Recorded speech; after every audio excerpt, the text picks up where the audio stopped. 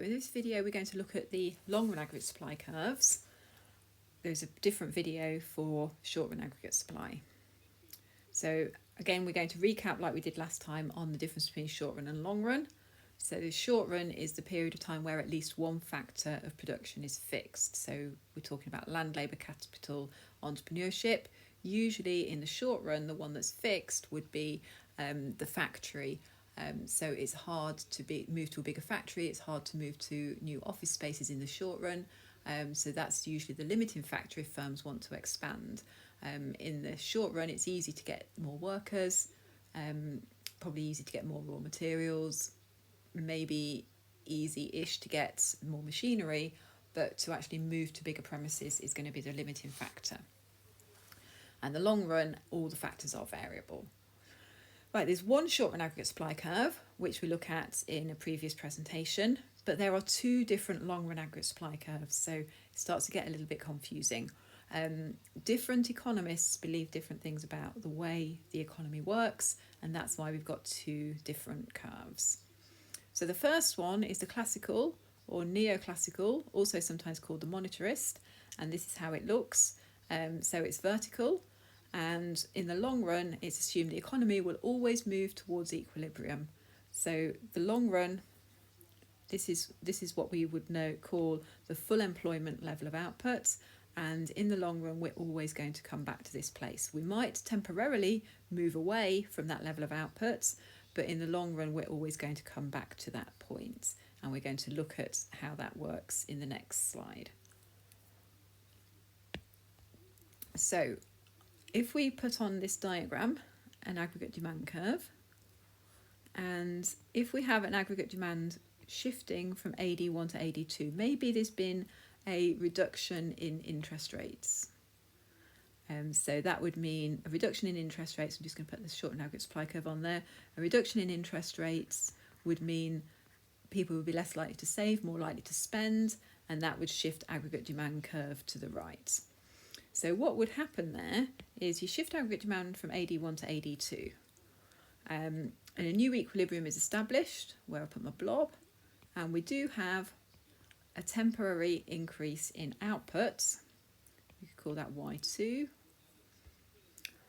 but it's only temporary. What happens next is because prices have gone up, then workers will find that their real pay has fallen. And if their real pay has fallen, they're going to want pay rises in order to maintain their level of pay or their level of real income. So if workers are successful in getting their pay rises, that's going to mean the cost of production have increased. If cost of production increase, that's going to shift short run aggregate supply curve to the left to SRAS2. And then what's happened is we've come to a new equilibrium, and we're back on that same level of output as we were before. So we've moved away from equilibrium temporarily, and then from the long run equilibrium, and then we've moved back to the long run equilibrium. So although we move away temporarily, in the long run we always come back to that level Y. Now the Keynesian long run aggregate supply curve is in three sections. So we've got the flat bit, which is when the economy is in a recession.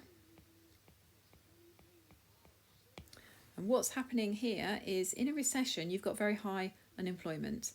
If a firm wants to increase their outputs, then the price level doesn't increase. And the reason for that is when you've got high unemployment, it's easy to recruit new workers.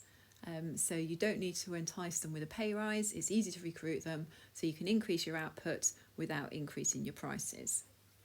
This section here, this is low unemployment or below full employment. When you have low unemployment and you want to increase your output, it's a little bit more difficult because often the workers that are unemployed don't have the right skills. So if, for example, Amazon needs more delivery drivers, the people that are unemployed might not be able to do the delivery driving. They might not have the right qualifications and skills to do that. So the way that they would have to get more delivery drivers would be to look at people that were already delivery drivers for other companies and entice them with a higher wage rate. So they might go to Tesco's delivery drivers and persuade them to come to Amazon by paying them a little bit more. What that does is that makes their cost of production higher, and it means that they're going to have to put their prices up. So that's why this section here, we're increasing our outputs and the price level is increasing. And then the final section, that's labelled YFE, that's full employment. And that is the same as the previous one, the classical one, and normally we draw it going a little bit higher. And that's saying that when you're at full employment, then it is actually it's not possible to increase output any further. So we just draw the line or the curve going straight up. So there's just a few bullet points for you.